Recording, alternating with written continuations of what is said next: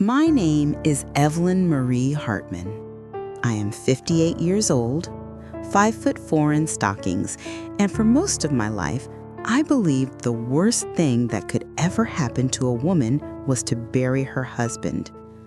I was wrong. The worst thing is to bury your husband and then discover your only child never loved you enough to keep you. Let me take you back to the beginning, because every second matters. It is February, and the hospital room smells of lemon disinfectant and death. Gregory's skin is yellow paper stretched over bird bones.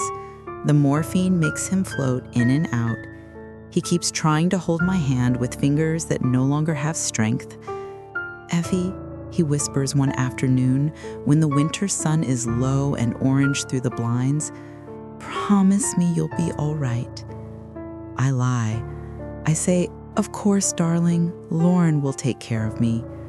He smiles the way he did on our wedding day, believing me, and then he sleeps.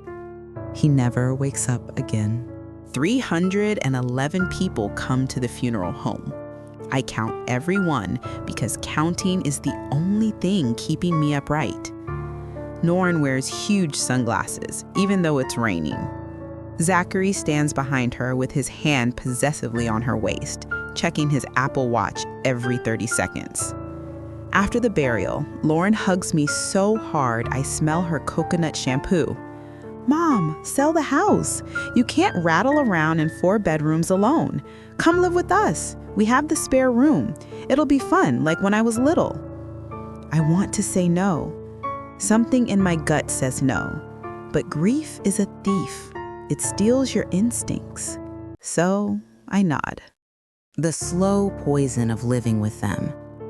I move in on the 1st of April, April Fool's Day, though nobody laughs.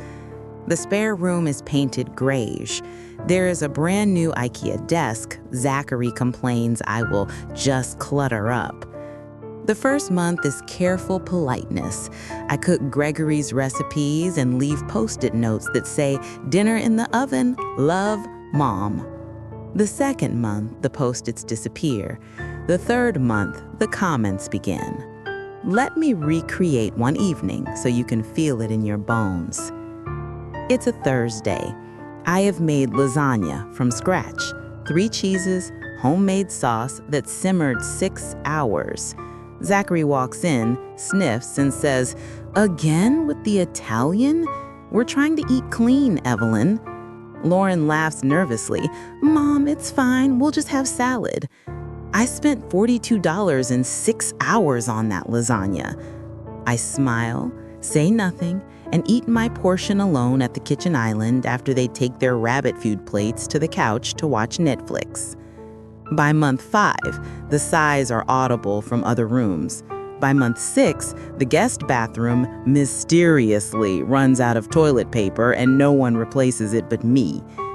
By month 7, I'm folding my own towels into perfect squares and hiding them in my suitcase because someone keeps throwing them in the laundry the second I use them. The night they throw me out, October 17th. I will never forget the date because it was Gregory's birthday. He would have been 62. I bake a small chocolate cake with "Happy Birthday, My Love" written in store-bought icing because my hands shake too much now to pipe neatly. I light 1 candle and sing to an empty chair. Zachary walks in at 8:07 p.m. He sees the cake, the candle, the tears.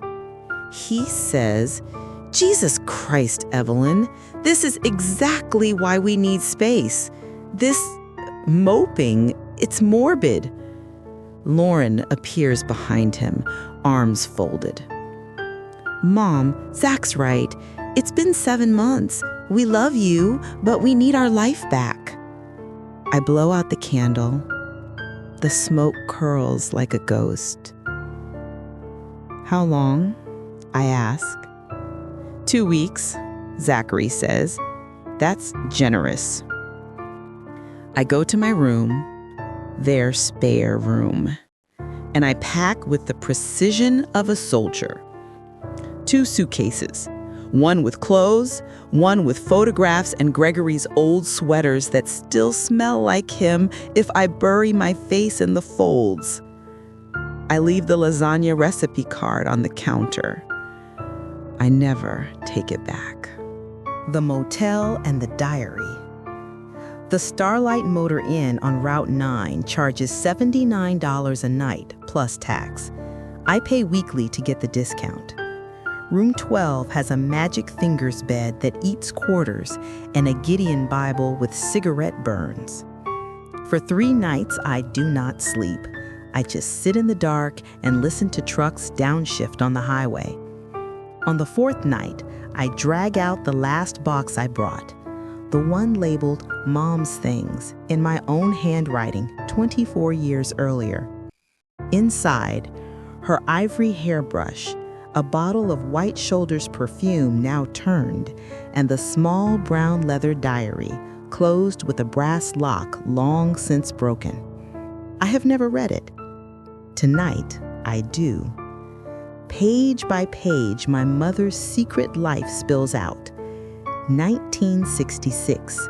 She was 32, married to a man who drank and hit, and she was having an affair with Harold James Sterling, billionaire, widower, the most powerful man in the state. Entry after entry of love and guilt, and finally terror when she realizes she is pregnant with me. My father, the man who raised me, was sterile from the war. I was Harold's daughter. The final pages are instructions.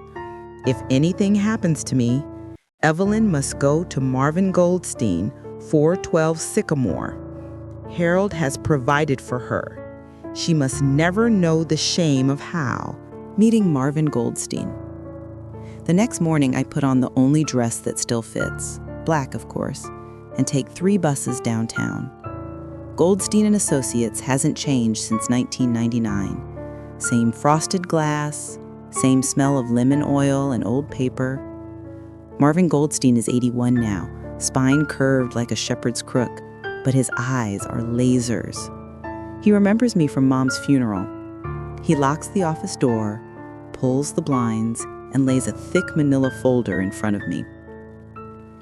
Harold James Sterling established the Lillian Grace Trust in 1967, beneficiary Evelyn Marie Hartman, to be released on her 60th birthday or proof of extreme hardship. He turns the folder so I can see the numbers. Principal investment, $1 million in 1967. Current value as of yesterday, $4,263,411.32. I stop breathing. Marvin slides a box of tissues across the desk anyway. The rebirth. 3 weeks later, I am a different woman. I hire a personal trainer, a nutritionist, a stylist. I lose 22 pounds. I cut my hair into a sleek silver bob that costs more than Zachary makes in a week. I buy navy blue suits with skirts that hit exactly at the knee and heels that click like punctuation marks. I form ML Ventures, LLC, Marie and Lillian, my 2 mothers. I do not call Lauren. I do not post a single update on Facebook. I simply watch from a distance the way a lioness watches the herd before she chooses. I discover through public records that Lauren and Zachary sold the starter home Gregory and I co-signed for them and used the equity to buy a luxury 2-bedroom in the brand new Riverside Lofts building. They never told me. I make a cash offer on the entire 60-unit building, 20% above asking. The sellers accept within 4 hours. December 18th. The first official tenant meeting under new ownership. I sit in the back row, wearing a charcoal suit and glasses I don't need. My nails are painted deep burgundy. Lauren and Zachary are in the front row, complaining about holiday parking. They do not recognize me. The building manager, a nervous young man named Tyler, announces the new rent schedule, effective February 1st. Current average rent, $2,100. New rent, $6,300. Additional monthly fees, parking, $250, gym, $150, storage, $100, pet, $200, amenity package, $300. The room explodes. Zachary stands up red-faced. This is predatory. We'll sue. I wait until the shouting dies down. Then I stand slowly, smoothing my skirt. I walk to the front. My heels echo like gunshots on the marble. Hello, Lauren. Hello, Zachary. 40 heads swivel. Lauren's mouth opens. No sound comes out. I take the microphone from Tyler. My name is Evelyn Marie Hartman. I own every brick of this building, every light bulb, every square foot of the roof you are currently sitting under. And yes, the new rent schedule is correct. That same night, 11:47 p.m., the doorbell of my new condo rings. Lauren stands in the hallway, soaked from freezing rain. Mascara rivers down her cheeks. She falls into my arms, sobbing. Mom, please, we can't pay that. We'll be homeless. I let her in. I even make chamomile tea, 2 sugars, the way she drank it when she was 10 and had nightmares. We sit at my kitchen island. She notices the view of the river, the sub-zero refrigerator, the photograph of Gregory on the mantle, wearing the smile I haven't seen in a year. You knew, she whispers. This whole time you could have helped us and you didn't. No, I say quietly. You put your mother out with 2 suitcases. I am simply returning the experience so you understand how it feels. She cries for an hour. She tells me everything. Zachary's verbal abuse, the way he controls the money, the threats that if she ever stood up to him, he would make sure she never saw her friends again. When she is empty of tears, I hand her a business card. Rebecca Goldman, best divorce attorney in the state. First consultation free. You're going to need her. January. Lauren files. Zachary's rage makes the evening news when he is removed from the apartment by 6 police officers for violating the emergency protective order. He screams on the sidewalk that I am a vindictive bitch who ruined his life. I watched the clip on YouTube 17 times. February 1st comes. Every tenant who cannot pay the new rent is legally and politely evicted. Lauren moves into a studio apartment above a laundromat. She gets a job as a receptionist, making $17 an hour. She sells her designer handbags on Poshmark to pay the lawyer. March, I sell Riverside Lofts for a 42% profit, $6 million clear. On March 15th, what would have been my mother's 91st birthday, I established the Lillian Grace Home for Women. Half the proceeds, $3 million, become the endowment. The shelter will house 60 women at a time, provide trauma therapy, job training, legal aid, and a private room with a real door that locks from the inside. I named the common room Gregory's Place. There is a plaque that reads, "For the love that never asked for anything in return." April. I buy a small Victorian on Dogwood Lane. 3 bedrooms, wraparound porch, lilacs along the fence the way Gregory always wanted and we never had time to plant. I plant them myself, on my knees in the dirt, 60 years old and stronger than I have ever been. One Saturday, the lilacs are in full bloom, purple explosions against the white fence. The doorbell rings. Lauren stands there holding an apple pie, crust braided the way I taught her when she was 12. Her hair is in a simple ponytail. She is wearing jeans and the old college sweatshirt she used to live in. "I quit the bank," she says.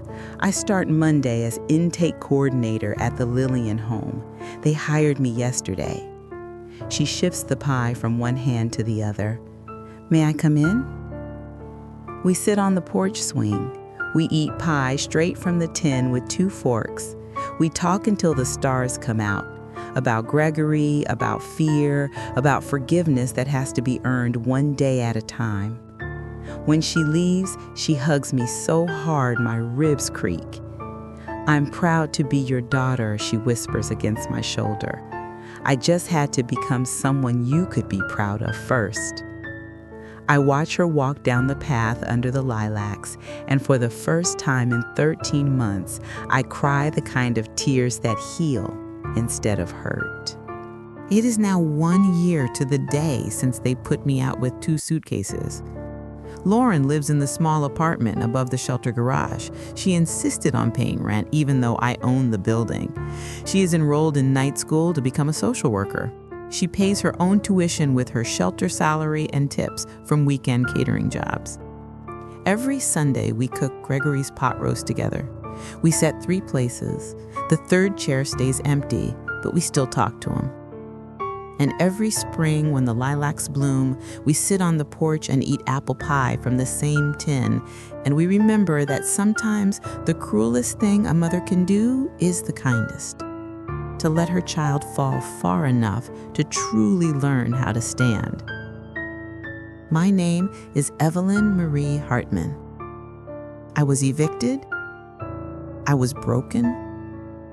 I inherited $4 million and a backbone forged in fire, and I finally know exactly what I'm worth.